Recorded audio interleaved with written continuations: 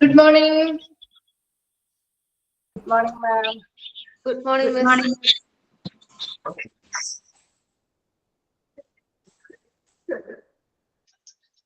Okay, നമ്മുടെ കഴിഞ്ഞ ക്ലാസ്സില് മോട്ടിവേഷൻ എന്ന് പറഞ്ഞ ഭാഗമാണ് എടുത്തുകൊണ്ടിരിക്കുന്നത്. അതിലെവിടെ വരെ എഴുതി നിർത്തിയത്? അത് കഴിഞ്ഞ വാഹിദ മിസ് കയറിയായിരുന്നോ? വാഹിദ മിസ് കയറിയായിരുന്നു. കോഗ്നിറ്റീവ് ഇവാലുവേഷൻ തിയറി വരെ ഫിനിഷ് ആയി. ഓക്കെ, അത് കഴിഞ്ഞ ദിവസം മിസ് എടുത്ത ഭാഗമല്ലേ? അതെ. ഓക്കെ, അവിടെ വരെയല്ലേ നമ്മൾ നിർത്തിയിട്ടുള്ളൂ അല്ലെ? അതെ. ശരി.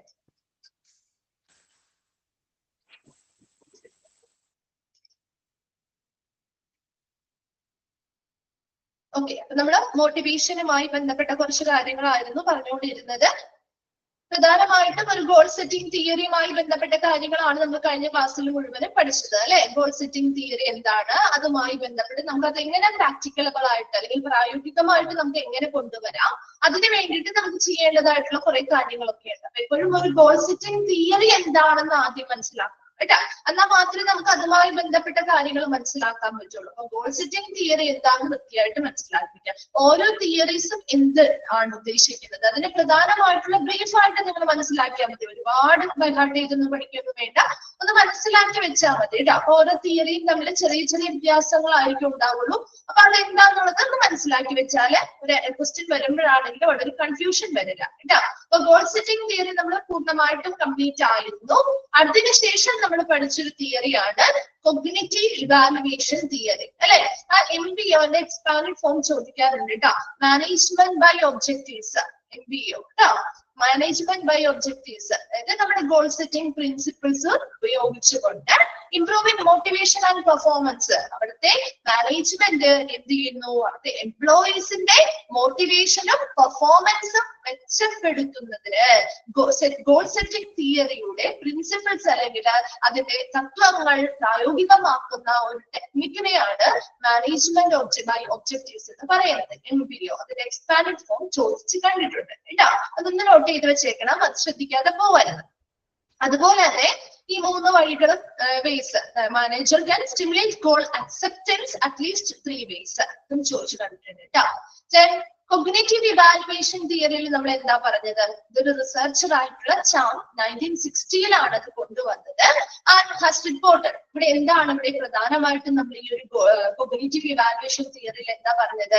എക്സ്ട്രിൻസിക് മോട്ടിവേഷൻസ്, അതായത് ബാഹ്യമായിട്ട് നമ്മൾ നൽകുന്ന മോട്ടിവേഷൻസ്, ഈ പ്രചോദനങ്ങള്, അതിപ്പോ പേ ആവാം, റിവാർഡുകളാവാം, ഒരു ജോബുമായി ബന്ധപ്പെട്ട് നമ്മൾ അവർക്ക് കൊടുക്കുന്ന എക്സ്റ്റേണൽ ആയിട്ടുള്ള അല്ലെങ്കിൽ എക്സ്ട്രിൻസിക് മോട്ടിവേഷൻസ് എന്ത് ചെയ്യുന്നുണ്ട്? അവരുടെ ഇൻട്രിൻസിക് മോട്ടിവേഷനെ എന്ത് ചെയ്യുന്നു? ആ ഇൻട്രിൻസിക് മോട്ടിവേഷൻ, അവരുടെ ഇൻട്രിൻസിക് മോട്ടിവേഷൻ ആണ് ഏറ്റവും കൂടുതലായിട്ട് നിൽക്കുന്നത്. അതുകൊണ്ട് തന്നെ അവരുടെ ഓവറോൾ ലെവൽ ഓഫ് മോട്ടിവേഷനെ അത് എന്ത് ചെയ്യുന്നു? ഡിക്രീസ് ചെയ്യുന്നതായിട്ട് നമുക്ക് കാണാനായിട്ട് സാധിക്കും. അപ്പൊ അതിനൊരു എക്സാമ്പിൾ മിസ് കഴിഞ്ഞ ക്ലാസ്സിൽ പറഞ്ഞിട്ടുണ്ടായിരുന്നു അല്ലെ? നമ്മൾ അത് ആ ഒരു എക്സാമ്പിൾ ഒന്ന് ഓർത്ത് വെച്ചാൽ മതി കേട്ടോ. നന്നായിട്ട് വരയ്ക്കുന്ന ഒരു കുട്ടിയാണ്, നന്നായിട്ട് വരയ്ക്കുന്ന ഒരു കുട്ടിയാണ് അല്ലെ? അപ്പൊ അങ്ങനെ നന്നായിട്ട് അവർ താല്പര്യത്തോടു കൂടി ഇൻട്രസ്റ്റിംഗ് ആയിട്ട് വളരെ എൻജോയ് ചെയ്തുകൊണ്ടിരിക്കുന്ന ഒരു കാര്യത്തെ അവർ പെട്ടെന്ന് നമ്മൾ എന്ത് ചെയ്യുന്നു? അപ്പൊ അവിടെ ഒരു കണ്ടീഷൻ ഇല്ല. അവർക്ക് ഇഷ്ടമുള്ളത് വരയ്ക്കാം, ഇഷ്ടമുള്ള സമയത്ത് വരയ്ക്കാം, ഇഷ്ടമുള്ള അത്രയും സമയം എടുത്ത് വേണമെങ്കിൽ അത് കണ്ടിന്യൂ ചെയ്യാം. അല്ല അവർക്ക് വേണ്ട, താല്പര്യമില്ല എങ്കിൽ പിന്നെ അത് ചെയ്യാം. ഒരു കൺട്രോൾ ഇല്ല. അപ്പൊ അവർ കുറച്ചും കൂടെ എൻജോയ്ഡ് ആയിട്ട് സ്വന്തം മോട്ടിവേഷനിൽ സ്വയം അവർക്കുണ്ടാവുന്ന ഒരു ഡ്രൈവിൽ കൂടിയാണ് അവരത് ചെയ്യുന്നത്. അതേസമയം അവിടെ ഒരു നിയന്ത്രണം കൊണ്ടുവരാണ്. അതായത് ഇതൊരു മോട്ടിവേഷൻ ആണ് ശരിക്കും കൊടുക്കുന്നതെങ്കിൽ പോലും ഇപ്പൊ നിങ്ങൾ ഇത്രയും ദിവസത്തിനുള്ളിൽ ഇന്ന കാര്യങ്ങൾ ഞങ്ങൾ പറയുന്നത് വരച്ചു തന്നാൽ അല്ലെങ്കിൽ ഡ്രോ ചെയ്ത് തന്നാൽ നിങ്ങൾക്ക് ഇത്ര രൂപ റിവാർഡ് അല്ലെങ്കിൽ എന്താണ് പാരിതോഷികമായിട്ട് തരാം എന്ന് പറഞ്ഞാൽ പോലും അവർക്കൊരു മോട്ടിവേഷൻ കൊടുക്കാനായിരിക്കും നമ്മൾ ഉദ്ദേശിക്കുന്നത്. അല്ല എങ്കിൽ അവർക്കൊരു പണം എന്ന രീതിയിലോ അല്ലെങ്കിൽ മറ്റെന്തെങ്കിലും രീതിയിലോ ഒരു ബെനിഫിറ്റ് അതിലൂടെ കിട്ടുമായിരിക്കും. പക്ഷേ ആ ഒരു പുറമേ നിന്ന് അവർക്ക് അങ്ങനെ ഒരു മോട്ടിവേഷൻ കിട്ടുമ്പോൾ അവർക്ക് അതിനോടുള്ള ആ ഒരു മുൻപ് അവരെ എൻജോയ് ചെയ്തിരുന്ന ആ ഒരു രീതി മാറണം അല്ലെ? അപ്പൊ അവരെന്ത് ചെയ്യുന്നു? ഒരു കൺട്രോൾ അവരുടെ മുകളിൽ വരുന്നു. ഇത്ര ദിവസത്തിനുള്ളിൽ ഇത്ര സമയത്തിനുള്ളിൽ പൂർത്തിയാക്കണം എന്ന രീതിയിൽ അവർക്കൊരു ടെൻഷനും ആ ഒരു കൺട്രോളും ഒക്കെ വരുമ്പോൾ സ്വാഭാവികമായിട്ടും അവരുടെ ആ ഒരു ഓവറോൾ ലെവൽ ഓഫ് മോട്ടിവേഷൻ എന്ന് പറയുന്നത് കുറയുകയാണ് ചെയ്യുന്നത്. ഈ ഒരു പ്രപ്പോസലിനെയാണ് കോഗ്നിറ്റീവ് ഇവാലുവേഷൻ തിയറി എന്ന് പറയുന്നത്. നമ്മൾ ഓൾറെഡി കഴിഞ്ഞ ക്ലാസ്സിൽ പറഞ്ഞിട്ടുണ്ടായിരുന്നു. ഇല്ലാത്തവരുണ്ടെങ്കിൽ ഒന്ന് ശ്രദ്ധിച്ച് മനസ്സിലാക്കി വെക്കുക കേട്ടോ. കോഗ്നിറ്റീവ് ഇവാലുവേഷൻ തിയറി നിങ്ങൾ അല്ലാതെ നിങ്ങൾ വായിച്ചു കഴിഞ്ഞിട്ട് നിങ്ങൾക്ക് മനസ്സിലാവില്ല. ഈ ഒരു എക്സാമ്പിൾ ഒന്ന് ആലോചിച്ച് വെച്ച് കഴിഞ്ഞാൽ ആ തിയറി എന്താന്ന് മനസ്സിലാവും. നന്നായിട്ട് പടം വരയ്ക്കുന്ന ഒരു കുട്ടിയെ അവർ എൻജോയ് ചെയ്യുന്ന ഒരു കാര്യം, അത് അവരുടെ ഇൻട്രൻസിക് മോട്ടിവേഷൻ ആണ്. ആ അവരുടെ ഉള്ളിൽ നിന്ന് വരുന്ന ആ ഒരു ഡ്രൈവോട് കൂടി അവർ ചെയ്യുന്ന കാര്യത്തെ നമ്മളൊരു എക്സ്റ്റേണൽ ആയിട്ടുള്ള ഒരു എക്സ്റ്റൻസിക് മോട്ടിവേഷൻ, ഇപ്പൊ പേ ആവാം, റിവാർഡ് ആവാം, നമ്മൾ കൊടുക്കുമ്പോൾ അതിലൊരു കൺട്രോൾ വരുന്നത് കൊണ്ട് തന്നെ മൊത്തത്തിലുള്ള അവരുടെ ആ ഒരു മോട്ടിവേഷനെ എന്ത് ചെയ്യുന്നു? ടെൻ ടു ഡിക്രീസ് ചെയ്യുന്ന അല്ലെങ്കിൽ കുറച്ചു കൊണ്ടുവരുന്ന പോലെ നമുക്ക് കാണാനായിട്ട് സാധിക്കും. ഈ ഒരു പ്രപ്പോസലിനെയാണ് കോഗ്നിറ്റീവ് ഇവാലുവേഷൻ തിയറി എന്ന് പറയുന്നത്. അപ്പൊ അത് ഒരുപാട് നമ്പർ ഓഫ് റിസർച്ച് സ്റ്റഡീസ് ഒക്കെ ഇതിനെ സപ്പോർട്ട് ചെയ്യുന്നുണ്ട്. കാരണം ശരിയാണ് എന്നുള്ള രീതിയിൽ ഒരുപാട് പഠനങ്ങൾ ഇതിനെ സപ്പോർട്ട് ചെയ്യുന്നുണ്ടായിട്ടുണ്ട്. ക്ലിയർ ആണോ കോഗ്നിറ്റീവ് ഇവാലുവേഷൻ തിയറി? ഓരോ തിയറിയും നിങ്ങൾ വെറുതെ പഠിച്ചു പോകരുത്, മനസ്സിലാക്കി പഠിച്ചു പോകണം. അല്ലെന്നുണ്ടെങ്കിൽ എക്സാമിന് വരുന്ന സമയത്ത് ഏത് തിയറിയാണ് നിങ്ങൾ കൺഫ്യൂഷൻ ആവരുത്. ഓരോന്നും എന്താണെന്നുള്ളത് വ്യക്തമായിട്ട് പഠിച്ചു പോയാൽ ഡൗട്ട് ഒന്നും ഉണ്ടാവില്ല. Okay, then second one, Japanese approach to motivation. Japanese approach to മോട്ടിവേഷനില് വളരെ സിമ്പിൾ ആയിട്ട് നമുക്ക് ആദ്യം എന്താണെന്ന് പറയാം, അതിനുശേഷം നമുക്ക് വായിക്കാം കേട്ടോ. ജാപ്പനീസ് അപ്രോച്ച് ടു മോട്ടിവേഷൻ എന്ന് പറഞ്ഞാൽ പുതിയതായിട്ടുള്ള ഒരു രീതിയാണ്. നമ്മുടെ ആധുനിക കാലത്തെ വന്നിരിക്കുന്ന ഒരു രീതിയാണ്. അതായത് പണ്ട് മുതലേ ഫോളോ ചെയ്യുന്ന ഒരു രീതിയല്ല. പണ്ട് മുതലേ എങ്ങനെയായിരുന്നു? മാനേജ്മെന്റ് എന്ന് പറഞ്ഞൊരു ടീം ഉണ്ടായിരുന്നു. അവർക്ക് കീഴിൽ കുറെ എംപ്ലോയീസ് വർക്ക് ചെയ്യുന്നു. മാനേജ്മെന്റ് നൽകുന്ന നിർദ്ദേശങ്ങൾക്കനുസരിച്ച് എംപ്ലോയീസ് വർക്ക് ചെയ്യുന്നു എന്ന രീതിയായിരുന്നു പണ്ട് മുതലേ നമ്മൾ ഫോളോ ചെയ്യുന്നത്.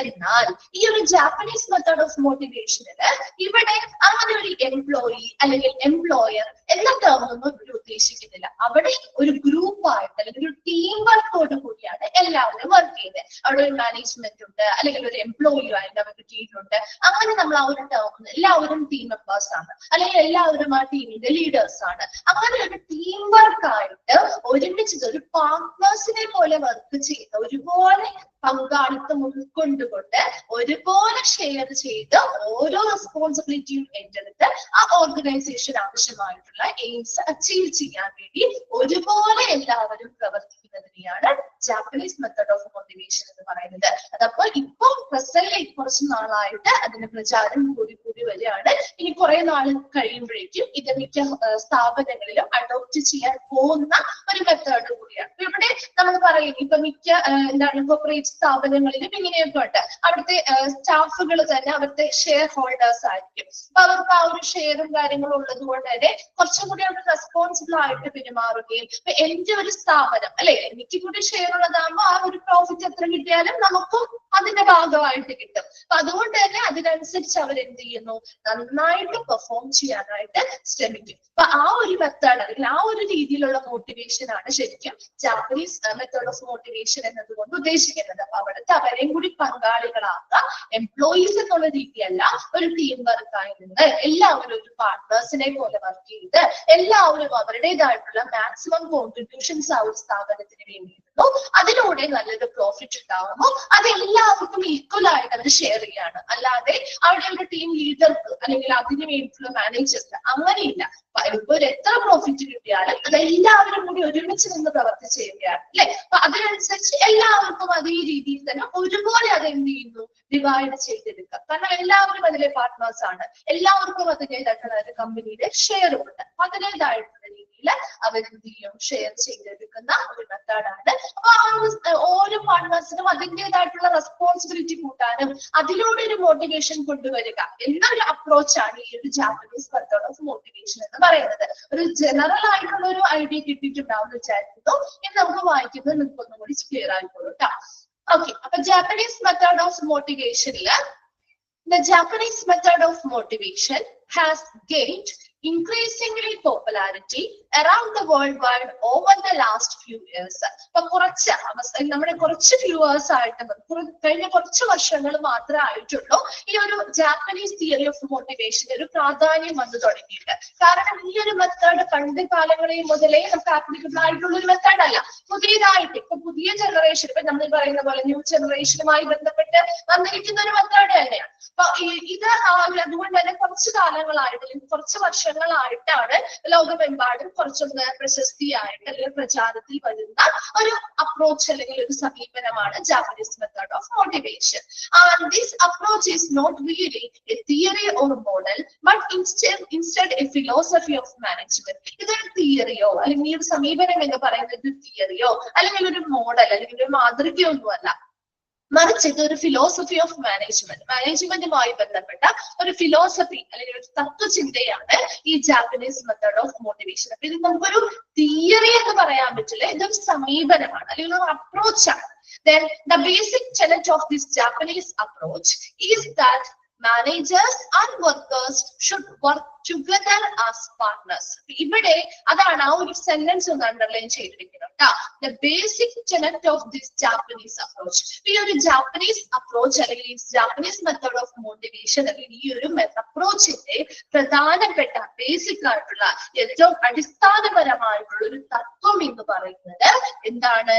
The managers and workers should work together as partners. അവിടെ മാനേജർ എന്നില്ല, വർക്കേഴ്സ് എന്നില്ല, അവരൊരു പാർട്ട്നേഴ്സിനെ പോലെ വർക്ക് ചെയ്യുന്നു അല്ലെങ്കിൽ പ്രവർത്തിക്കുന്നു എന്നതാണ് ഈ ഒരു തിയറിയുടെ പ്രധാനപ്പെട്ട അടിസ്ഥാന തത്വം എന്ന് പറയുന്നത്. ആ ഒരു സെന്റൻസ് നിർബന്ധമായിട്ട് അണ്ടർലൈൻ ചെയ്യണം കേട്ടോ, ചോദിക്കാറുണ്ട്. ദ ബേസിക്, അപ്പൊ നിങ്ങൾ ഈ ഒരു തിയറി പഠിക്കുമ്പോൾ എല്ലാ പോയിന്റുകളും ബൈ ഹാർട്ട് ഒന്നും ചെയ്യേണ്ട. അതിൽ ഇമ്പോർട്ടന്റ് ആയിട്ട് വരുന്ന പോയിന്റുകൾ പറയുമ്പോൾ അതൊന്ന് നോട്ട് ചെയ്ത് വെച്ച് സ്ട്രെസ് ചെയ്ത് by heart ചെയ്യട്ടെ. അപ്പൊ നിങ്ങൾക്ക് കുറച്ചും കൂടി എളുപ്പമായിരുന്നു. The basic tenet of the Japanese approach is that managers and workers should work together as partners. ഇവരൊരു പാർട്ട്നേഴ്സിനെ പോലെയാണ് പ്രവർത്തിക്കുന്നത്. Since both of them see themselves as one group, all members are committed and motivated to work in the best interest of the organization. അപ്പൊ ഇതിലൂടെ അവരെ എല്ലാവരും എന്ത് ചെയ്യുന്നു? Both of them see themselves as one group. അവരെല്ലാവരും ഒരൊറ്റ ഒറ്റ group, അതായത് മാനേജർ ടീം, എംപ്ലോയി ടീം, അങ്ങനെയൊന്നുമില്ല, വർക്കേഴ്സ് അങ്ങനെയൊന്നുമില്ലല്ലോ. അപ്പൊ എല്ലാവരും എന്ത് ചെയ്യുന്നു, ഒരു ഒറ്റ ടീമായിട്ട് അല്ലെങ്കിൽ ഒരു ഒറ്റ ഗ്രൂപ്പായിട്ടാണ് അവരെല്ലാവരും നോക്കിക്കാണുന്നതും. അതുകൊണ്ട് തന്നെ അതിലുള്ള എല്ലാ മെമ്പേഴ്സിനും ഒരുപോലെ ബാധ്യതയുണ്ട്, അതുപോലെ തന്നെ കമ്മിറ്റ്മെന്റ് അവർ ഒരുപോലെ ബാധ്യസ്ഥതയോടുകൂടി ഒരുപോലെ മോട്ടിവേറ്റഡ് ആയിട്ട് ആ ഒരു ഓർഗനൈസേഷന്റെ ബെസ്റ്റ് താല്പര്യങ്ങൾക്കനുസരിച്ച് പ്രവർത്തിക്കുകയും ചെയ്യുന്നു. So no one is called an employee. ഇവിടെ നമ്മൾ ഒരു ആളെയും എംപ്ലോയി എന്ന് നമ്മൾ സൂചിപ്പിക്കാറില്ല. Instead every one is a team member. എല്ലാവരും ഒരു ടീം മെമ്പർ എന്ന് നമ്മൾ വിളിക്കും, അല്ലെങ്കിൽ ടീം ലീഡർ എന്ന് വിളിക്കും, അല്ലെങ്കിൽ കോച്ച് എന്ന് വിളിക്കും. And everyone owns a share of the company. എല്ലാവർക്കും ആ ഒരു കമ്പനിയുടെ വിഹിതവും അല്ലെങ്കിൽ ഷെയറും ഉണ്ടായിരിക്കും. Like goal setting theory, the Japanese approach is likely to become more common in businesses throughout the world. നമ്മൾ ഒരു ഗോൾ സെറ്റിംഗ് തിയറി നമ്മുടെ ഇപ്പോ പ്രാബല്യത്തിൽ വന്നിട്ടുള്ള അല്ലെങ്കിൽ ഓൾമോസ്റ്റ് ഇച്ചിരി കൂടി എന്താണ് പ്രാക്ടിക്കബിൾ ആയിട്ടുള്ള ഒരു തിയറി തന്നെയാണ്. അതുകൊണ്ടാണ് നമ്മൾ അത്രയും ഡീറ്റെയിൽ ആയിട്ട് അത് പഠിച്ചത്. അപ്പൊ അതുപോലെ തന്നെ ഇനി വരും കാലങ്ങളിൽ നമ്മുടെ ലോകമെമ്പാടും വരാൻ പോകുന്ന അല്ലെങ്കിൽ മിക്ക കോമൺ ആയിട്ട് ബിസിനസ് സ്ഥാപനങ്ങളിൽ എന്ത് ചെയ്യുന്ന അഡോപ്റ്റ് ചെയ്യാൻ പോകുന്ന ഒരു അപ്രോച്ച് കൂടിയായിരിക്കും ഈ ഒരു ജാപ്പനീസ് അപ്രോച്ച് അല്ലെങ്കിൽ ജാപ്പനീസ് മെത്തേഡ് ഓഫ് മോട്ടിവേഷൻ എന്ന് പറയുന്നത്. അപ്പൊ ജാപ്പനീസ് മെത്തേഡ് ഓഫ് മോട്ടിവേഷൻ എന്ന് പറഞ്ഞാൽ നമ്മുടെ ഇപ്പം കുറച്ച് വർഷങ്ങളായിട്ട് നമ്മുടെ രാജ്യത്ത് പ്രചാരം നേടിക്കൊണ്ടിരിക്കുന്ന ഒരു സമീപനമാണ്. ഇതൊരിക്കലും ഒരു തിയറിയോ അല്ലെങ്കിൽ ഒരു മോഡൽ അല്ലെങ്കിൽ ഒരു മാതൃകയോ അല്ല, മറിച്ച് ഇത് ഫിലോസഫി ഓഫ് മാനേജ്മെന്റുമായി ബന്ധപ്പെട്ട തത്വചിന്തയാണ്. ഇവിടെ ഇതിന്റെ അടിസ്ഥാന തത്വം, ഈ ഒരു ജാപ്പനീസ് മെത്തേഡ് ഓഫ് അല്ലെങ്കിൽ ജാപ്പനീസ് അപ്രോച്ചിന്റെ അടിസ്ഥാന തത്വം എന്ന് പറയുന്നത് ഇവിടെ മാനേജേഴ്സ് ആണെങ്കിലും വർക്കേഴ്സ് ആണെങ്കിലും പാർട്ട്നേഴ്സിനെ പോലെയാണ് വർക്ക് ചെയ്യുന്നത്. അതുകൊണ്ട് തന്നെ രണ്ടു കൂട്ടർക്കും, മാനേജ്മെന്റിനും അതുപോലെ തന്നെ വർക്കേഴ്സും എന്ത് ചെയ്യുന്നു, ഒരു ഗ്രൂപ്പ് എന്ന നിലയിൽ അവരെല്ലാവരെയും വീക്ഷിക്കുന്നു. എല്ലാവർക്കും അതിൻ്റെതായിട്ടുള്ള കമ്മിറ്റ്മെന്റും എല്ലാവർക്കും അതിലൂടെ മോട്ടിവേഷൻസ് കിട്ടുകയും ആ ഒരു ഓർഗനൈസേഷന്റെ ഏറ്റവും ബെസ്റ്റ് ഇൻട്രസ്റ്റിനനുസരിച്ച് പ്രവർത്തിക്കുകയും ചെയ്യുന്നു. ഇവിടെ ഒരു വ്യക്തിയെയും നമ്മൾ എംപ്ലോയി എന്ന് വിശേഷിപ്പിക്കുന്നില്ല, മറിച്ച് അവരെല്ലാവരെയും നമ്മുടെ ടീം മെമ്പർ, ടീം കോച്ച് അല്ലെങ്കിൽ ടീം ലീഡർ എന്നായിരിക്കും വിശേഷിപ്പിക്കുക. എല്ലാവർക്കും ആ ഒരു കമ്പനിയുടെ ഷെയർ ആയിട്ട് അവരുടെ ഷെയർ അവർക്കും സ്വന്തമായിരിക്കും, അല്ലെങ്കിൽ അവർക്ക് അതിന്റെ ഒരു വിഹിതം അല്ലെങ്കിൽ ആ ഒരു പങ്കാളിത്തം അവർക്ക് ഉണ്ടായിരിക്കും. അതുകൊണ്ട് തന്നെ ഈ ഒരു ഗോൾ സെറ്റിംഗ് തിയറി പോലെ തന്നെ പ്രാബല്യത്തിൽ വരും വർഷങ്ങളിൽ പ്രാബല്യത്തിൽ വരുന്ന അല്ലെങ്കിൽ മോസ്റ്റ് കോമൺ ആയിട്ട് പല ബിസിനസ് സ്ഥാപനങ്ങളും ഏറ്റെടുക്കാൻ പോകുന്ന ഒരു സമീപനം കൂടിയാണ് ജാപ്പനീസ് മെത്തേഡ് ഓഫ് മോട്ടിവേഷൻ എന്ന് പറയുന്നത്. വേഗം ഒന്ന് വായിച്ചു നോക്കിയത്.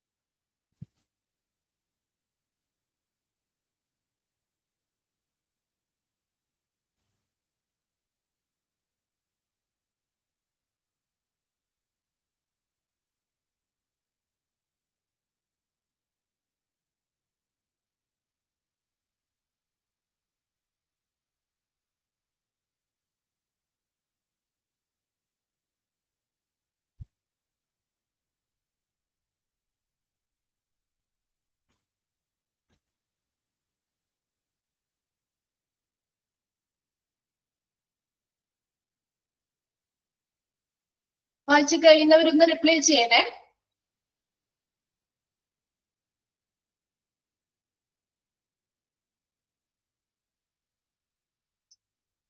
ക്ലിയർ ആണോ? ഓക്കെ ആണോ? ഓക്കെ. ഈ ചാപ്റ്റർ ഇങ്ങനെ കഴിയാറായോ? കംപ്ലീറ്റ് ആവാറായോ? ഇനി ഒരുപാട് ബാക്കിയുണ്ടോ, പെൻഡിങ് ഉണ്ടോ? ഈ ഭാഗമല്ല എന്റെ മിസ് ചോദിച്ചത്. അതിലെ മിസ്സും നിഷ മിസ്സും എടുക്കുന്നുണ്ട് തോന്നുന്നു അല്ലെ, കണ്ടിന്യൂ ചെയ്യുന്നുണ്ട് തോന്നുന്നു അല്ലെ. ഓക്കെ, ഒരുപാടില്ലല്ലോ. ഓക്കെ, ശരി. ഓക്കെ, നമ്മള് നെക്സ്റ്റ് ഭാഗത്തേക്ക് പോവാണ്. Integration of motivation theories. അപ്പൊ എപ്പോഴും ഇപ്പൊ ഒരു മോട്ടിവേഷൻ തിയറി, നമ്മൾ ഓരോ മോട്ടിവേഷൻ തിയറിയിലും പല പല രീതിയിലാണ് ഓരോ കാര്യങ്ങൾ പറയുന്നത് അല്ലെ. അതായത് ഇവിടെ പ്രധാനമായിട്ടും നമ്മുടെ ഇതിന് മെയിൻ ആയിട്ടുള്ള ഒരു കണ്ടന്റ് എന്ന് പറയുന്നത് എംപ്ലോയീസിനെ എങ്ങനെ മോട്ടിവേറ്റ് ചെയ്യിപ്പിക്കാം അല്ലെ. അതാണ് ഇതിന്റെ പ്രധാനപ്പെട്ട ഈ തിയറിയൊക്കെ നമ്മൾ പഠിച്ചതിന്റെ ബേസിക് എന്ന് പറയുന്നത് അതല്ലേ.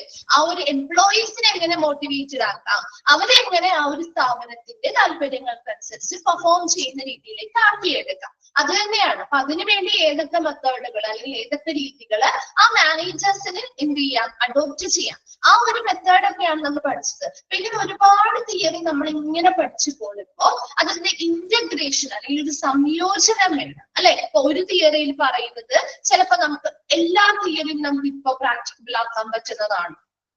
നിങ്ങൾ ഈ പഠിച്ചു പോകുന്ന എല്ലാ തിയറിയും നമുക്കൊരു സ്ഥാപനത്തിൽ പ്രായോഗികമാക്കാൻ പറ്റുമോ? എല്ലാ കാര്യങ്ങളും നമുക്ക് നടപ്പിലാക്കാൻ പറ്റുമോ? ഇല്ല അല്ലെ. ചില കാര്യങ്ങൾ നമുക്ക് എന്താണ് പ്രായോഗികമല്ല, ചിലത് നമുക്ക് അനുയോജ്യമായിരിക്കും, ചിലത് നമുക്ക് അനുയോജ്യമല്ലാത്തതുണ്ടാവും. അപ്പൊ എന്ത് ചെയ്യണം, ഈ എല്ലാ തിയറികളും നമ്മൾ വായിച്ച്, ഒരു മാനേജറുടെ റെസ്പോൺസിബിലിറ്റി ആണ് കേട്ടോ.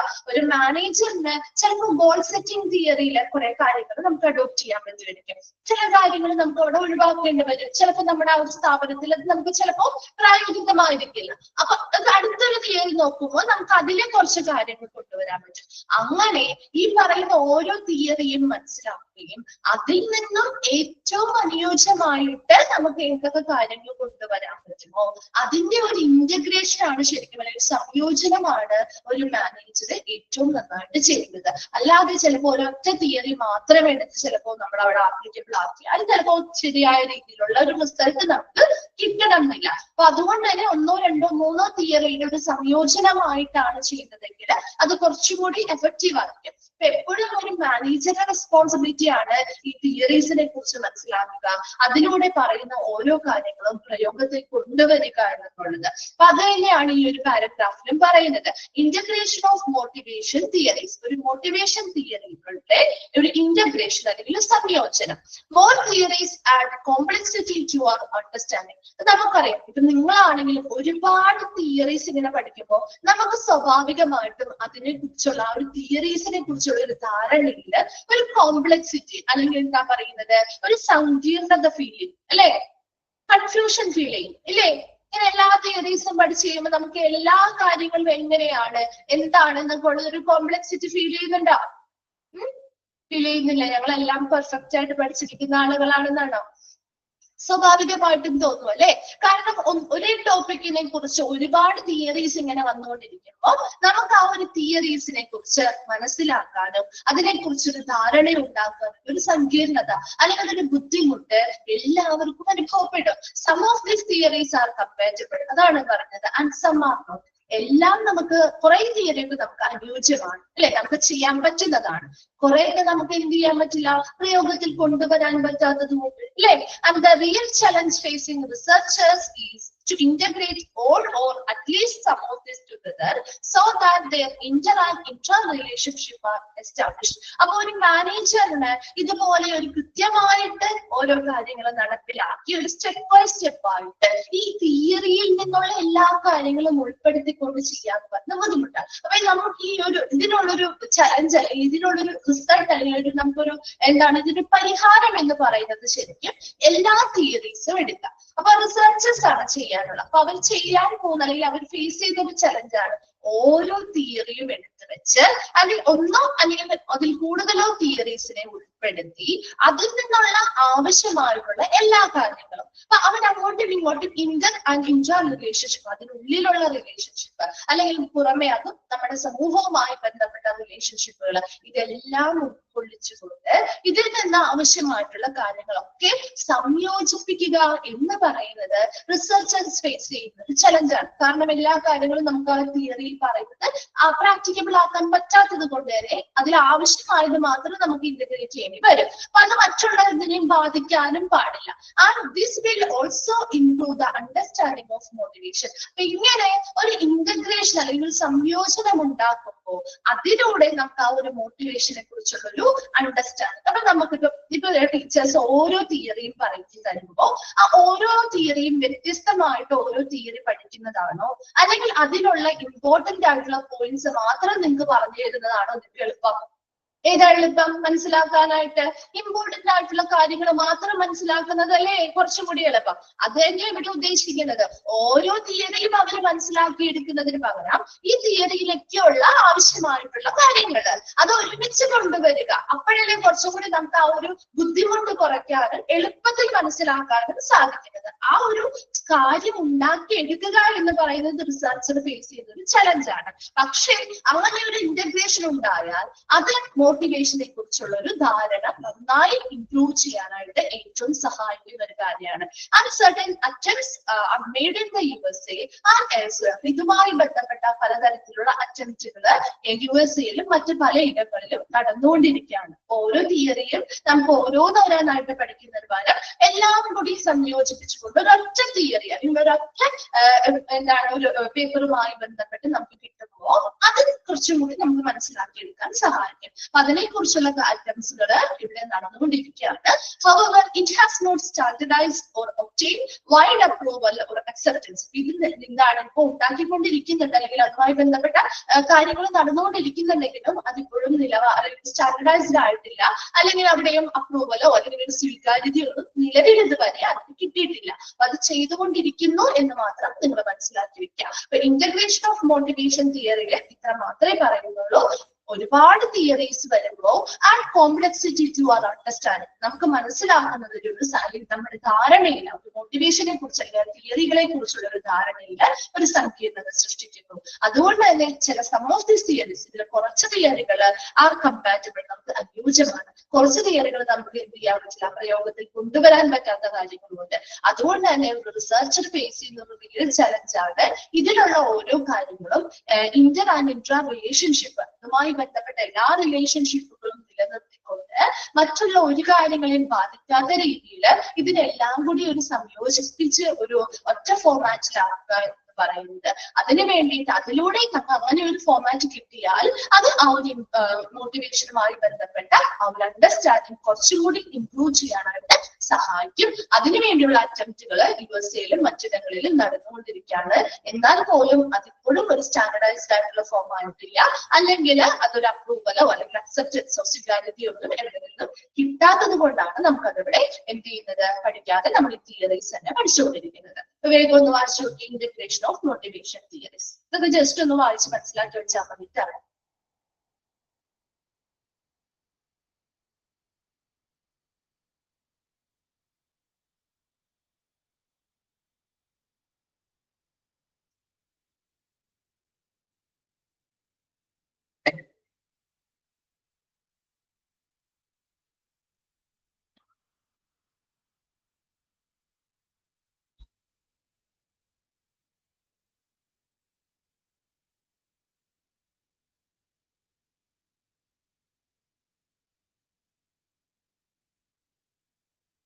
നമ്മുടെ ഓൾമോസ്റ്റ് ബാക്കി എല്ലാ ചാപ്റ്റേഴ്സും കംപ്ലീറ്റ് ആയില്ലേ?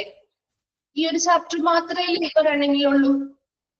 ഓക്കെ, അപ്പൊ എക്സാം ഒക്കെ അടുത്ത ദിവസങ്ങളിൽ തന്നെ ഇങ്ങനെ ഒരുപാട് ഡിലേ ഒന്നും ഉണ്ടാവില്ല കേട്ടോ. പോർഷൻസ് തീരുന്നതിനനുസരിച്ച് ടൈം ടേബിളും കാര്യങ്ങളും ഒക്കെ വരും. അപ്പൊ അതിനനുസരിച്ച് ഇപ്പോഴേ തുടങ്ങി കുറച്ച് ഭാഗങ്ങളൊക്കെ ഒന്ന് പഠിച്ചു വെക്കണോട്ടോ. കാരണം നിങ്ങൾക്കറിയാം നമ്മുടെ PG എന്ന് പറയുന്നത് കുറച്ച് ടഫ് തന്നെയാണ് അല്ലേ? ഡിപ്ലോമ പോലെ വളരെ എളുപ്പമായിട്ട് നമുക്ക് അങ്ങനെ എഴുതിയെടുക്കാൻ പറ്റുന്നൊന്നല്ല അല്ലേ? ഓരോ മോഡ്യൂൾസും അല്ലെങ്കിൽ ഓരോ ചാപ്റ്റേഴ്സും നമുക്ക് കുറച്ച് പഠിക്കേണ്ടതായിട്ട് നമ്മുടേതായ കുറച്ച് എഫേർട്ട് എടുത്താൽ മാത്രമേ നമുക്കത് മനസ്സിലാക്കാൻ പറ്റുള്ളൂ. എളുപ്പത്തിൽ നമുക്ക് ഓരോ ബൈഹാർട്ട് ചെയ്ത് ഓരോന്ന് പഠിക്കുന്നത് പോലെ പറ്റില്ല, പെട്ടെന്ന് ക്യാച്ച് ചെയ്യാൻ പറ്റില്ല. ഒത്തിരി സമയമൊക്കെ എടുത്ത് നിങ്ങൾക്ക് ബുദ്ധിമുട്ടുള്ള ഭാഗങ്ങളൊക്കെ ഏതാണെങ്കിൽ അതൊക്കെ ഒന്ന് ആദ്യമേ ഒന്ന് നോക്കിക്കോക്കുക കേട്ടോ. എല്ലാവർക്കും ഒരേ സമയമൊന്നും അല്ല കിട്ടുക. അവർക്ക് ഫ്രീ ആയിട്ടുള്ള സമയങ്ങളിൽ കിട്ടുന്ന സമയത്ത് നമുക്ക് ആ ഒരു എക്സാം വരുമ്പോ ആ ഒരു തിരക്കിൽ അല്ലെങ്കിൽ ആ ഒരു സമയം കുറച്ച് ദിവസങ്ങളിലൊക്കെ ചിലപ്പോൾ സ്റ്റഡി ലീവ് ഒക്കെ കിട്ടുള്ളൂ. ഒരുപാട് ദിവസമൊന്നും കിട്ടാൻ സാധ്യതയില്ല. അപ്പൊ കിട്ടുന്ന ആ ഒരു ദിവസത്തിനുള്ളിൽ നമുക്ക് എല്ലാ ഏരിയാസും ചിലപ്പോൾ കവർ ചെയ്യാൻ പറ്റണമെന്നില്ല. അപ്പൊ അതുകൊണ്ട് തന്നെ നേരത്തെ തുടങ്ങി കുറച്ചൊന്ന് നോക്കി നിങ്ങളൊന്ന് സെറ്റ് ചെയ്ത് വെക്കുകയാണെങ്കിൽ അത്രയും കുറച്ച് ആ സമയത്ത് നിങ്ങൾക്ക് ആ ഒരു ടെൻഷനും കാര്യങ്ങളും കുറയ്ക്കാൻ പറ്റും കേട്ടോ. ഇപ്പോഴേ തുടങ്ങിയൊക്കെ നിങ്ങളുടെ പോർഷൻസ് ഒക്കെ ഓൾമോസ്റ്റ് എല്ലാം കഴിഞ്ഞു. ഈ ഒരു ചാപ്റ്റർ മാത്രമേ ഉള്ളൂ. അപ്പൊ ആ ചാപ്റ്റർ എടുത്ത് തരുന്നത് വരെ അത് നമുക്ക് ഒന്ന് പെൻഡിങ്ങിൽ വെക്കാം. അതേസമയം ബാക്കിയുള്ള ചാപ്റ്റേഴ്സ് ഓൾറെഡി കംപ്ലീറ്റ് ആണ്. അതുമായി ബന്ധപ്പെട്ട ക്വസ്റ്റ്യൻസ് നിങ്ങളുടെ കയ്യിലുണ്ട്. അപ്പൊ അതൊക്കെ ഒന്ന് റിപ്പീറ്റ് ചെയ്ത് നോക്കുക. അതുമായി ബന്ധപ്പെട്ട കാര്യങ്ങളൊക്കെ ആ ഒരു ടെക്സ്റ്റ് പേപ്പർ ഉൾപ്പെടുത്തി തന്നെ പഠിക്കണം കേട്ടോ. നിങ്ങളുടെ ആ ഒരു മോക്ക് ടെസ്റ്റുകൾ നോക്കുക, ഗൈഡ് നോക്കുക, അതുപോലെ തന്നെ നമ്മുടെ ഈ ഒരു പേപ്പർ നോട്ട് അതൊക്കെ വെച്ചിട്ട് തന്നെ ഒന്ന് നോക്കി കുറച്ച് സമയത്ത് എന്ത് ചെയ്യാം, ഓരോ ചാപ്റ്റേഴ്സ് ഒന്ന് കവർ ചെയ്തിരിക്കുക കേട്ടോ. കാരണം ലെങ്തി ആയിട്ടുള്ള ചാപ്റ്ററുകളാണ് നിങ്ങൾ ഉദ്ദേശിക്കുന്നത്. ഓണത്തിനുമായി ബന്ധപ്പെട്ട് നിങ്ങളുടെ ഓണമൊക്കെ കഴിഞ്ഞിട്ടായിരിക്കും മിക്കവാറും എക്സാം ഒക്കെ വരിക കേട്ടോ. ഓണത്തിന്റെ വെക്കേഷനുമായി ബന്ധപ്പെട്ടാണ് മിക്കവാറും നിങ്ങളുടെ പോർഷൻസ് തീരുന്നതിനനുസരിച്ച് ഓണവും അതിന്റെ ഇടയിൽ അതുമായി ബന്ധപ്പെട്ട് കുറച്ച് ദിവസം കൂടി ചിലപ്പോൾ സ്റ്റഡി ലീവ് ഒക്കെ തരുമായിരിക്കും. ക്വസ്റ്റ്യൻസ് കാര്യം അതൊക്കെ നിങ്ങൾക്ക് ഡീറ്റെയിൽ ആയിട്ട് അതിന്റെ ഒഫീഷ്യലായിട്ട് അറിയിക്കും കേട്ടോ. ഒഫീഷ്യലായിട്ട് ഇതെല്ലാം അറിയിക്കും. അതിനുള്ള അനൗൺസ്മെന്റ്സ് കാര്യങ്ങളും നോട്ടീസ് ഒക്കെ വരും കേട്ടോ. നോട്ടിഫിക്കേഷൻസ് ഒക്കെ വന്നിക്കോട്ടോ. അത് അന്നേരം എല്ലാം പറയും. ഡേറ്റും കാര്യങ്ങളും ഒക്കെ പറഞ്ഞു തരും കേട്ടോ. ഈ പോർഷൻസ് തീരാത്തത് കൊണ്ടാണ് നമ്മളിങ്ങനെ ഡിലേ ആവുന്നത്. ഈ ഒരാഴ്ച മേ ബി ഈ ഒരാഴ്ചയും കൊണ്ട് ഓൾമോസ്റ്റ് മിക്ക പോർഷൻസും കംപ്ലീറ്റ് ആവുമായിരിക്കും അല്ലെ. ഒരുപാടൊന്നും ഇല്ലല്ലോ എന്താണെങ്കിലും എടുക്കാനായിട്ട്. ഈ ഒരാഴ്ചയും കൊണ്ട് മിക്കവാറും നിങ്ങളുടെ പോർഷൻസ് കംപ്ലീറ്റ് ആവുമായിരിക്കും. സമയം ഉണ്ടെങ്കിൽ നമ്മൾ അതിനുശേഷം എന്ത് ചെയ്യും, ടീച്ചേഴ്സിന് സമയം ഉണ്ടെന്നാണെങ്കിൽ അല്ലെങ്കിൽ അതിനനുസരിച്ച് നിങ്ങൾ റിവിഷൻ മേ ബി ചിലപ്പോൾ തന്നേക്കാം. അല്ല പോർഷൻസ് തീർക്കാനുള്ള സമയം ഉള്ളതെന്നുണ്ടെങ്കിൽ അങ്ങനെ കംപ്ലീറ്റ് ചെയ്ത് അതിൽ വെച്ച് സ്റ്റോപ്പ് ചെയ്യാതിരുന്നുള്ളൂ ചെയ്യാം. അപ്പൊ അതിന് നമുക്കൊന്നും കൺഫർമേഷൻ ഒന്നും ആയിട്ടില്ല. അപ്പൊ അതുകൊണ്ടാണ് ഒന്നും റിവീൽ ചെയ്യാത്തത് കേട്ടോ. അതനുസരിച്ച് നിങ്ങൾക്ക് ഇൻഫർമേഷൻസ് കൃത്യമായിട്ട് തന്നു.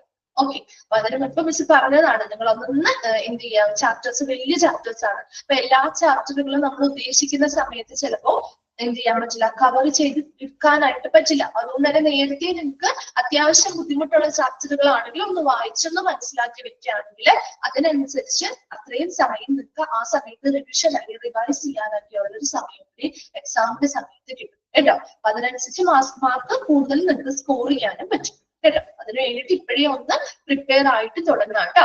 തുടങ്ങാത്തവരുണ്ടെങ്കിൽ ഓൾറെഡി തുടങ്ങിയിട്ടുള്ളവരാണെങ്കിൽ പിന്നെ പറയേണ്ട കാര്യമില്ല. തുടങ്ങാത്തവരാണെങ്കിൽ ഇന്ന് മുതലൊന്ന് സ്റ്റാർട്ട് ചെയ്യാം. ഓക്കെ. അപ്പൊ നമുക്ക് ഇവിടെ ക്ലിയർ അല്ലേ integration of motivation theories? Okay, ശരി.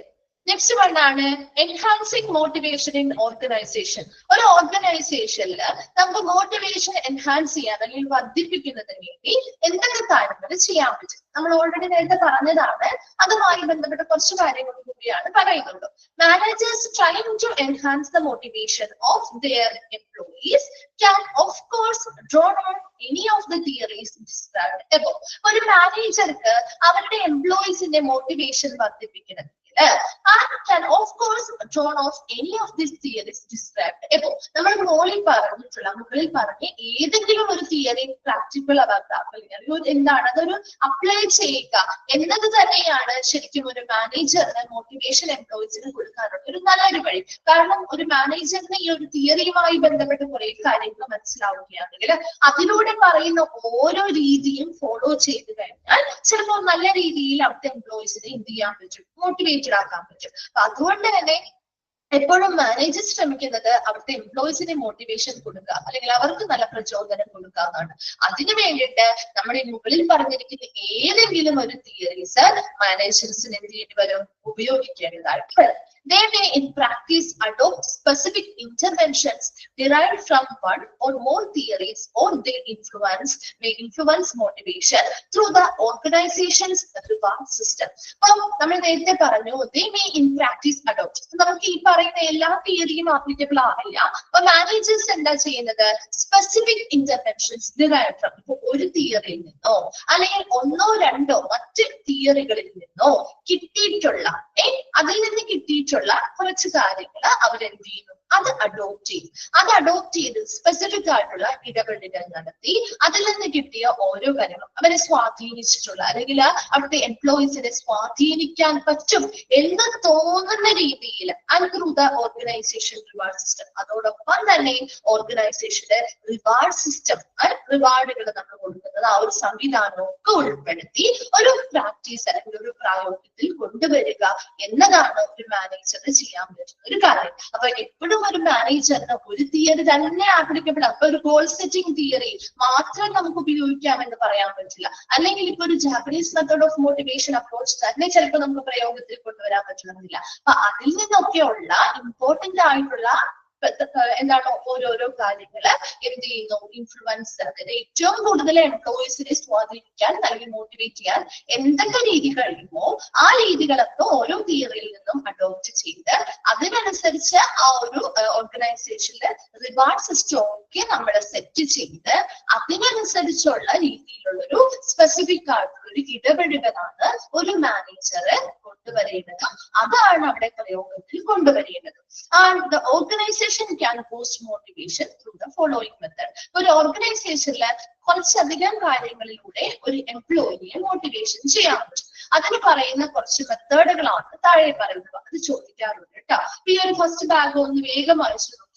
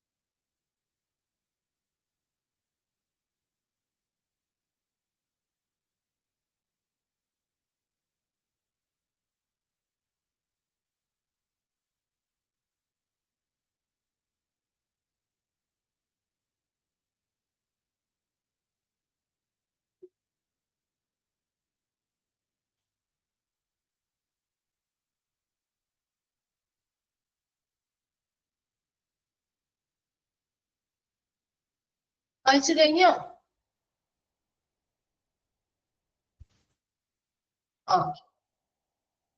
ഇനി നമ്മൾ ഓരോ മെത്തേഡും പഠിക്കാൻ പോവാണ് കേട്ടോ. ദ ഓർഗനൈസേഷൻ നമ്മുടെ മോട്ടിവേഷൻ ബൂസ്റ്റ് ചെയ്യാൻ വേണ്ടിയിട്ടുള്ള മെത്തേഡ്സ് എന്തൊക്കെയാണ് ഫോളോ ചെയ്യുന്നത്. ഫസ്റ്റ് വൺ ആണ് ഹ്യൂമനൈസ് ദ വർക്ക് എൻവയോൺമെന്റ്. എന്ന് വെച്ചാൽ എന്താണ്? തൊഴിലന്തരീക്ഷം മാനുഷികമാക്കുക എന്നുള്ളത് അല്ലെ. Respect the need to treat each employee as an individual. അപ്പൊ ഓരോ എംപ്ലോയിയും അവരെ ഓരോ വ്യക്തിത്വമാണ് എന്ന് മനസ്സിലാക്കുകയും അവരെ വളരെ റെസ്പെക്റ്റോട് കൂടി അല്ലെങ്കിൽ ബഹുമാനത്തോടു കൂടി അവരെ എന്ത് ചെയ്യുക, ട്രീറ്റ് ചെയ്യുക, അല്ലെങ്കിൽ അവരെ എന്ത് ചെയ്യുക, പരിഗണിക്കുകയും ചെയ്യുക. അതാണ് ഹ്യൂമനൈസ് ദ വർക്ക് എൻവയോൺമെന്റ്. നമുക്കറിയാം ഓരോ സ്ഥാപനങ്ങളെ കുറിച്ച് ചില നമ്മുടെ സോഷ്യൽ മീഡിയയിലൊക്കെ ഒരുപാട് പരാതികളൊക്കെ വരാറുണ്ട് അല്ലെ. അങ്ങനെ ഓരോ എംപ്ലോയീസിനെയും ഇപ്പൊ ടാർഗറ്റ് കൃത്യമായിട്ട് അവരെ പാലിച്ചില്ല എങ്കിൽ അവരെ ആ ഒരു രീതിയിൽ പണിഷ്മെന്റ് കൊടുക്കുന്നു അല്ലെ, മറ്റു രീതിയിൽ പണിഷ്മെന്റുകൾ കൊടുക്കുന്നു. നിങ്ങൾ കേട്ടിട്ടില്ലേ? സോഷ്യൽ മീഡിയയിലൊക്കെ ഒരുപാട് ന്യൂസ് ഒക്കെ വരാറുണ്ടല്ലോ. അപ്പൊ അങ്ങനെയല്ല, ഒരിക്കലും ഒരു എംപ്ലോയിക്ക് അതിലൂടെ ഒരു മോട്ടിവേഷൻ കിട്ടുമോ? മോട്ടിവേഷൻ കിട്ടോ? മറിച്ച് അവരെന്താ ചെയ്യുന്നത്? ആ ഒരു ജോലി നിർത്തി പോവാനേ അതിന് കാരണമാവുള്ളൂ അല്ലെ. അതല്ലേ അവരിൽ സംഭവിക്കാൻ പോകുന്ന കാര്യം. അപ്പൊ ഇവിടെ എപ്പോഴും എന്ത് ചെയ്യണം? ആ ഒരു വർക്ക് എൻവയോൺമെന്റ്, നമ്മൾ തൊഴിൽ ചെയ്യുന്ന ഏതൊരു സ്ഥലത്തും നമുക്ക് നല്ല രീതിയിലുള്ള ഒരു അന്തരീക്ഷമാണ് പ്രൊവൈഡ് ചെയ്യുന്നത്. ഒരിക്കലും ഒരു എംപ്ലോയിക്ക് അവിടെ നിന്ന് പോകാൻ തോന്നില്ല ഇല്ലേ. നമ്മൾ എവിടെ ഇപ്പൊ ഒരു വർക്ക് ചെയ്യുന്ന ഒരു എൻവയോൺമെന്റ്, നമുക്ക് അവിടെയുള്ള നമ്മുടെ സഹപ്രവർത്തകരെല്ലാം നന്നായിട്ട് നമ്മളോട് സഹകരിക്കുന്നുണ്ട്, നമ്മളോട് നന്നായിട്ട് മിങ്കിൾ ചെയ്യുന്നുണ്ട്.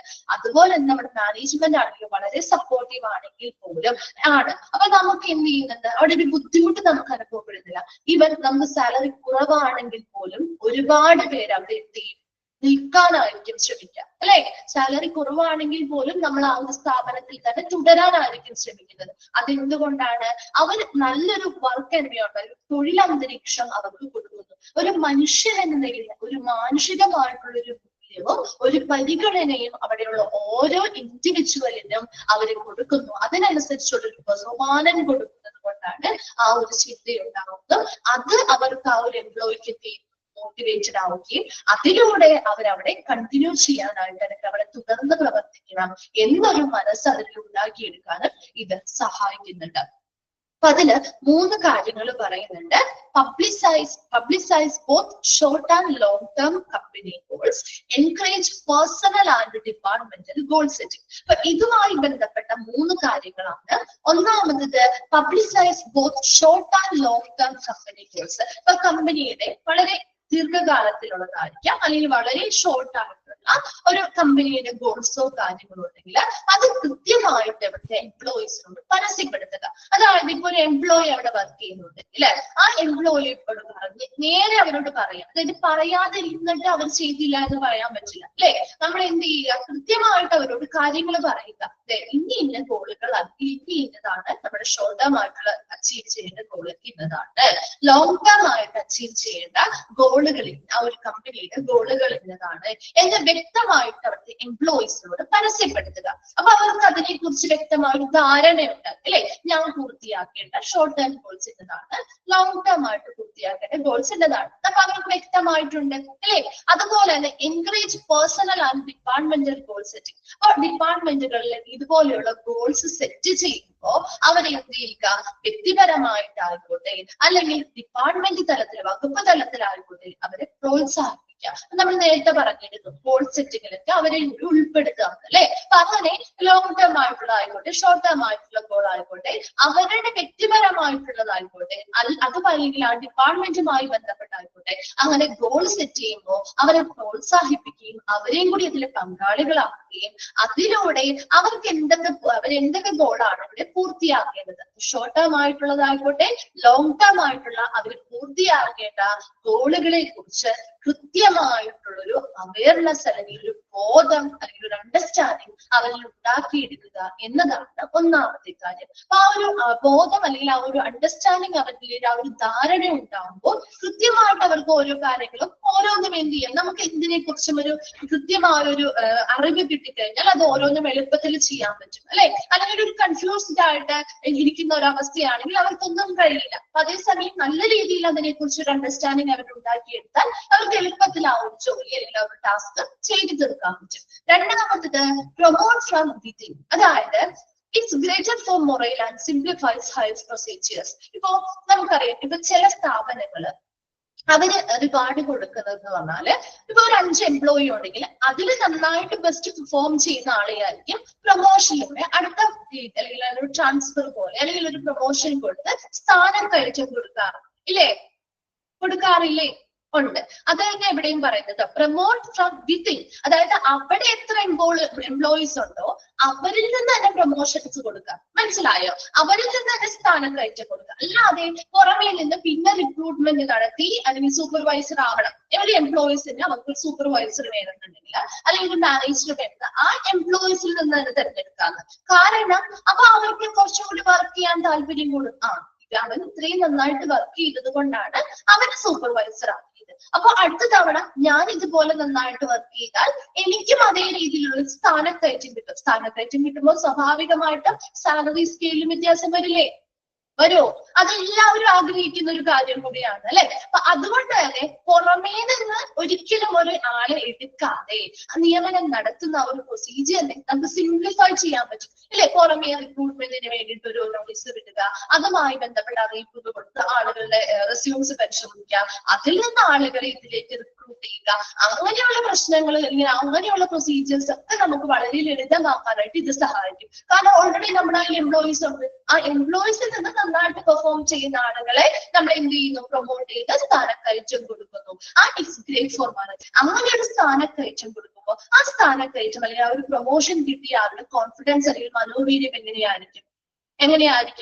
ഉയർന്നതായിരിക്കും അല്ലെ.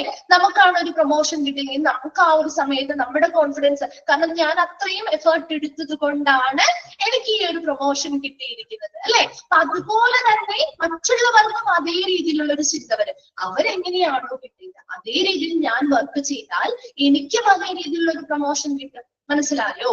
അതാണ് രണ്ടാമത്തെ കാര്യം, പ്രൊമോട്ട് ഫ്രം വിത്തിൻ. അതിനുള്ളിൽ നിന്ന് തന്നെ നമ്മൾ സ്ഥാനം കയറ്റി കൊടുക്കുക, പുറമേ നിന്നുള്ള റിക്രൂട്ട്മെന്റോ ഹയറിങ്ങോ ചെയ്യാതെ.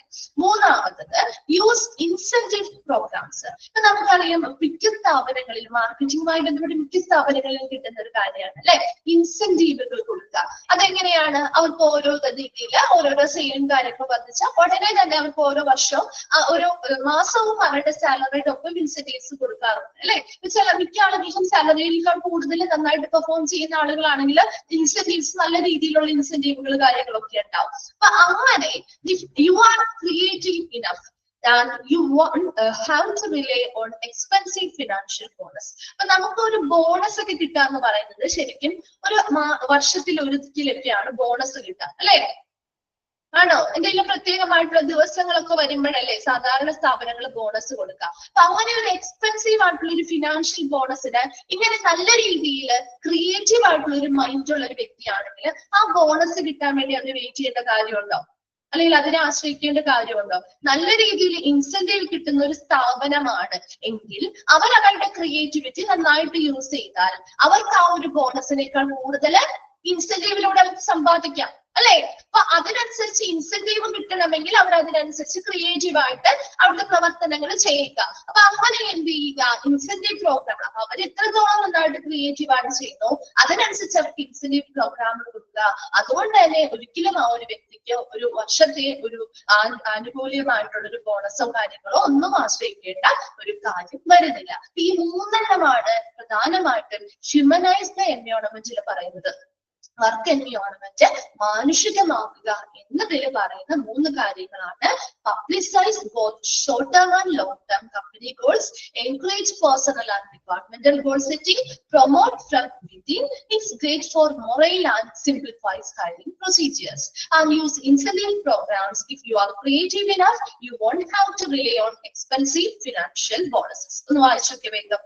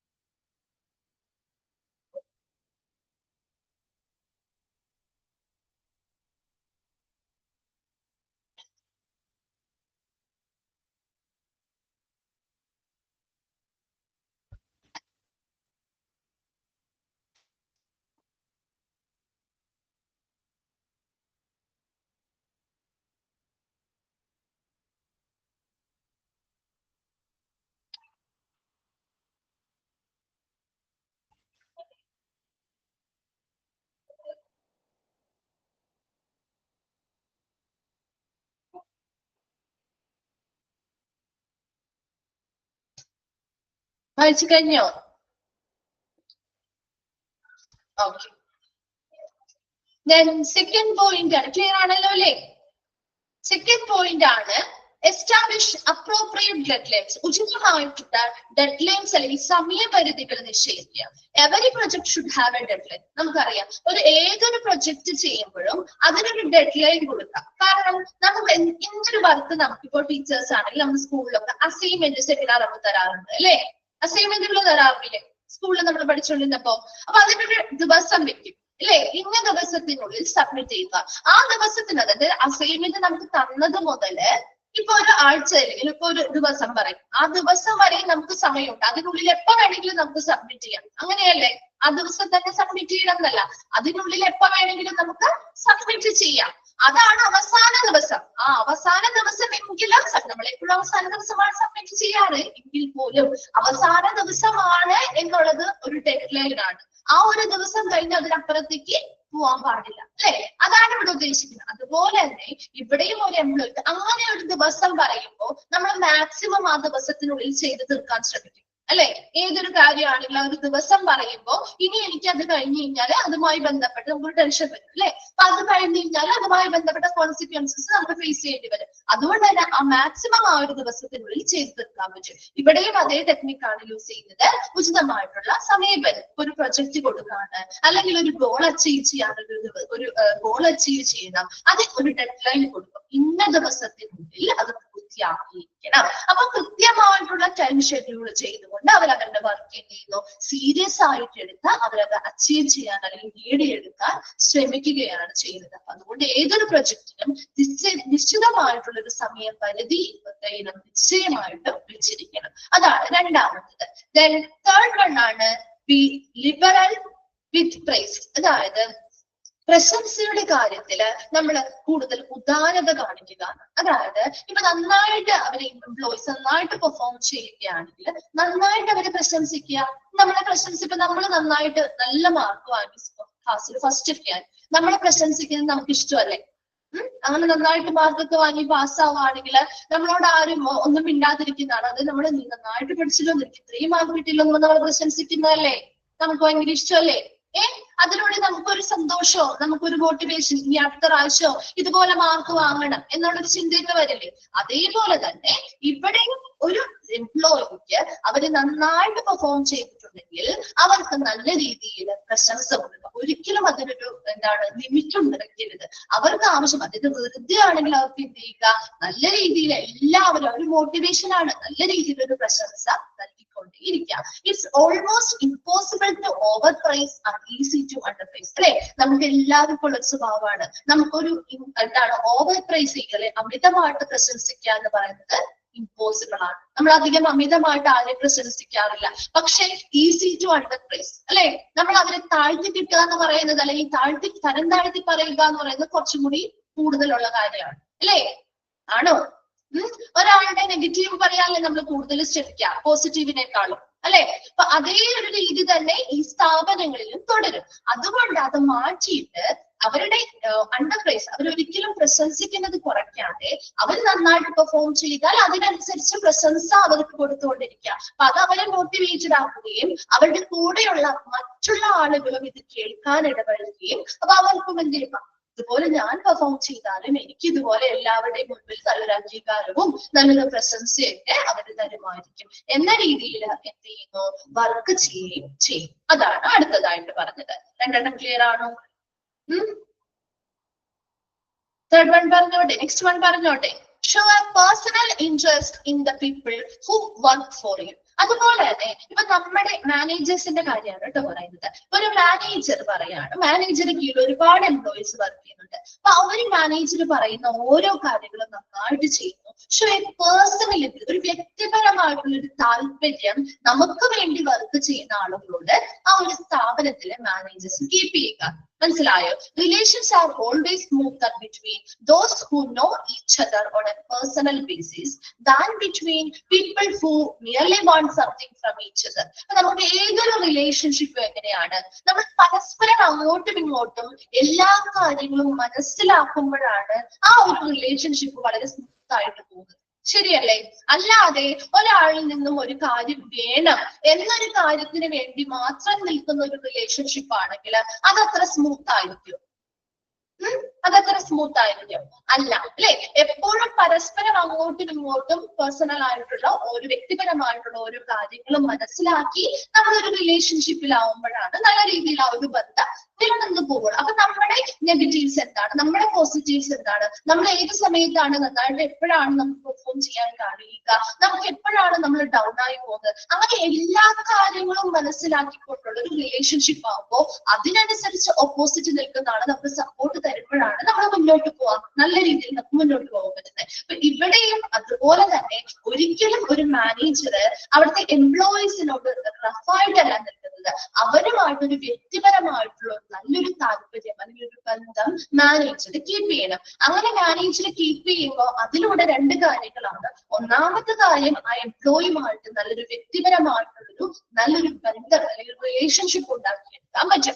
അതിലൂടെ ആ ഒരു എംപ്ലോയീസിന്റെ ഓരോരോ കഴിവുകളെ കുറിച്ചും അവർക്കുള്ള കുറേയധികം കഴിവുകൾ ചിലപ്പോൾ അവർ മൂടി വെച്ചിട്ടുണ്ടാവും. ആ കഴിവുകളൊക്കെ മനസ്സിലാക്കാനും അവർക്ക് ഏത് സമയത്ത് മോട്ടിവേഷൻ കൊടുക്കണം, ഏത് സമയത്ത് അവർക്ക് എൻകറേജ്മെന്റ് കൊടുക്കണം, ഏത് സമയത്ത് അവർക്ക് സപ്പോർട്ട് കൊടുക്കണം എന്നൊക്കെ ആ ഒരു എംപ്ലോയിക്ക് മനസ്സിലാവുകയും നല്ല രീതിയിൽ ആ ഒരു റിലേഷൻഷിപ്പ് മുന്നോട്ട് സ്മൂത്ത് ആയിട്ട് കൊണ്ടുപോകുന്നത് കൊണ്ട് തന്നെ അവിടെ ഒരിക്കലും അവർ ബുദ്ധിമുട്ടോ കാര്യങ്ങളോ ആ ഒരു പെർഫോമൻസിൽ ആ എംപ്ലോയിക്ക് വരികയുമില്ല.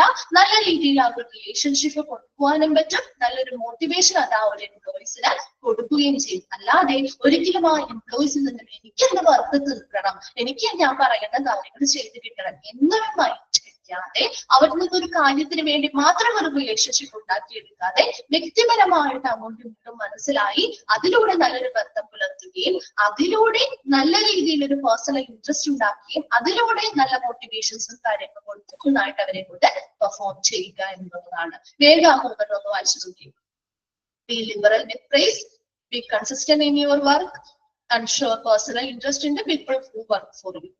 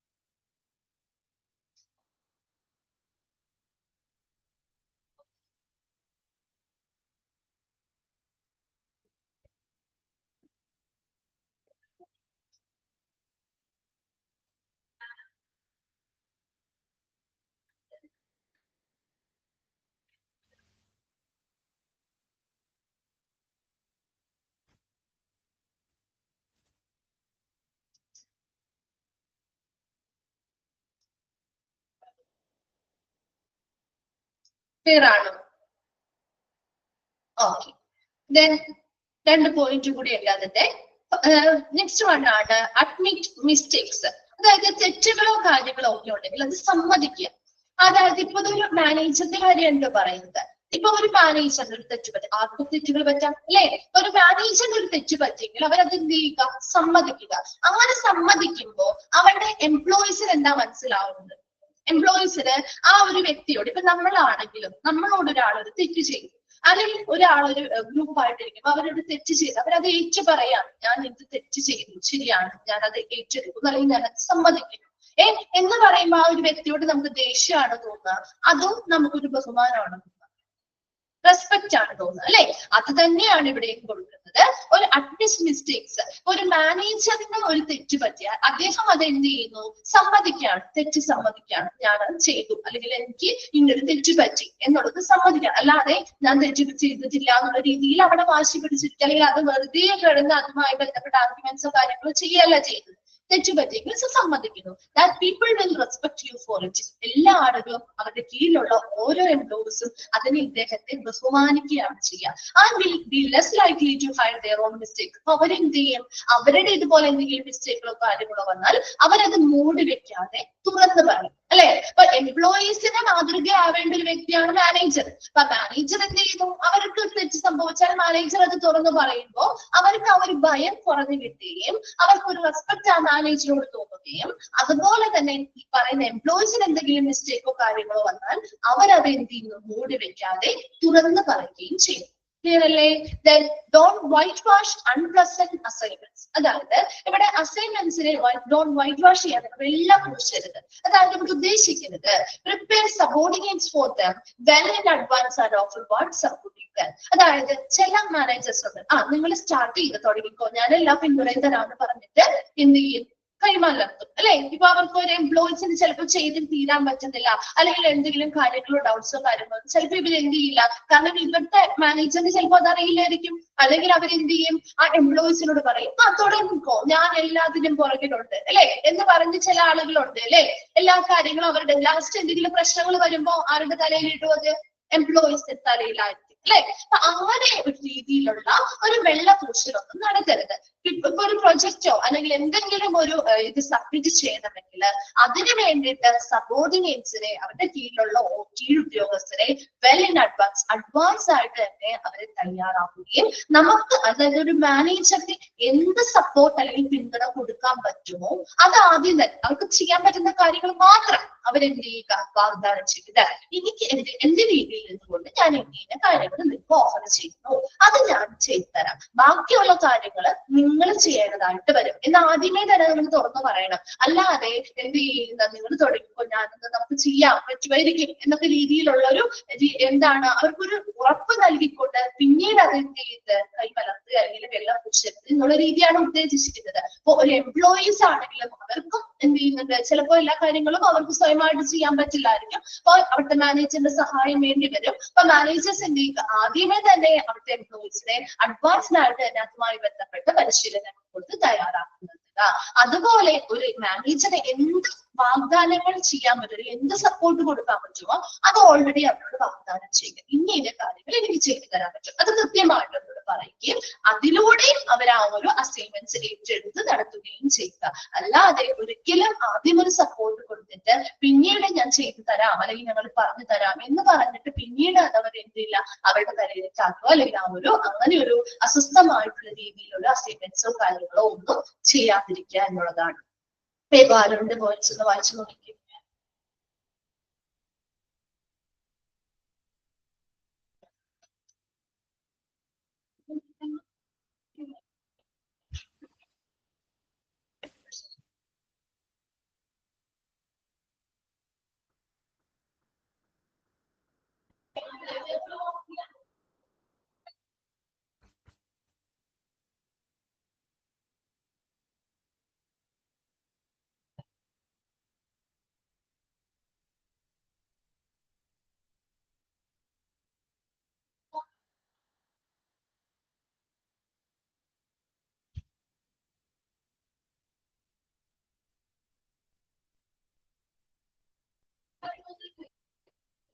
ക്ലിയർ ആണോ?